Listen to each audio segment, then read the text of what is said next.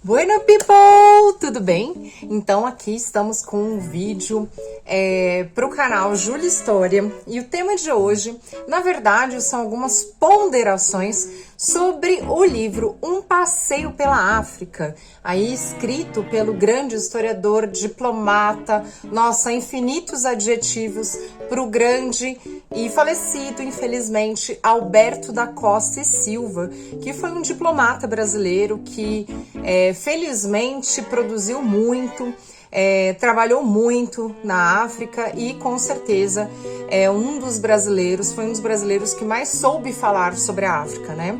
Então, nesse livro, que é um livro infanto-juvenil, ele conta aí a experiência de alguns primos que gostariam de conhecer mais sobre o local dos seus antepassados.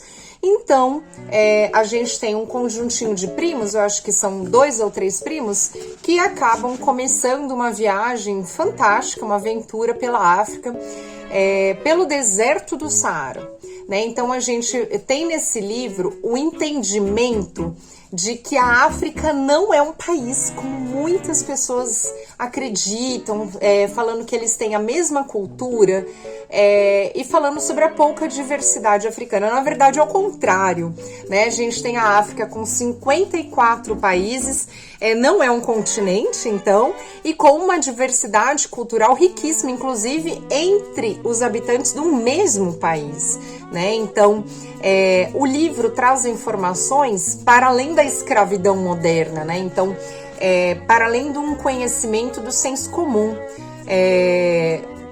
ao revelar a história de vários reinos africanos, vários países africanos, né? Então, os primos passam por Tumbuktu, olha o Chico aí, Tumbuktu, que fez parte do Reino do Mali, né? E foi uma das primeiras, centros de saberes, né? As primeiras universidades que a gente vai ter na África, especialmente após a islamização, né, da África. Então ali a gente vai ter o estudo de álgebra, o estudo de matemática, de estudo de raciocínio lógico, nessa grande Tumbuktu, né? Então a gente também vai ter outras cidades que a gente vai visitar em Lagos, e, por exemplo, o deserto do Saara, né? E em Lagos, na Nigéria, eles vão conhecer um Brazilian Quartier, que é o bairro brasileiro, onde vários brasileiros que eram africanos, ou seja, inicialmente eram africanos, foram escravizados e levados ao Brasil e depois retornaram à África, né? Então, eles são chamados de agudás. Ou seja, eram brasileiros que foram ou expulsos do Brasil por manifestações, por exemplo, em 1835, né, que a gente vai ter uma revolução muito grande na Bahia, né, revolta dos balês, na verdade. Então, esses dissidentes, digamos assim, voltaram para a África, né, e outras pessoas que desejaram voltar para o seu continente após a abolição da escravatura no Brasil, né? Então, também a gente tem no Reino do Mali o Mansa, né? Que não é o Mansa Musa, que a gente viu no 7º ano, mas que foi o homem mais rico, né, da África, inclusive na atualidade ainda é uma das pessoas mais ricas que já existiram. O Mansa, que é o título do rei, digamos assim, do Mali.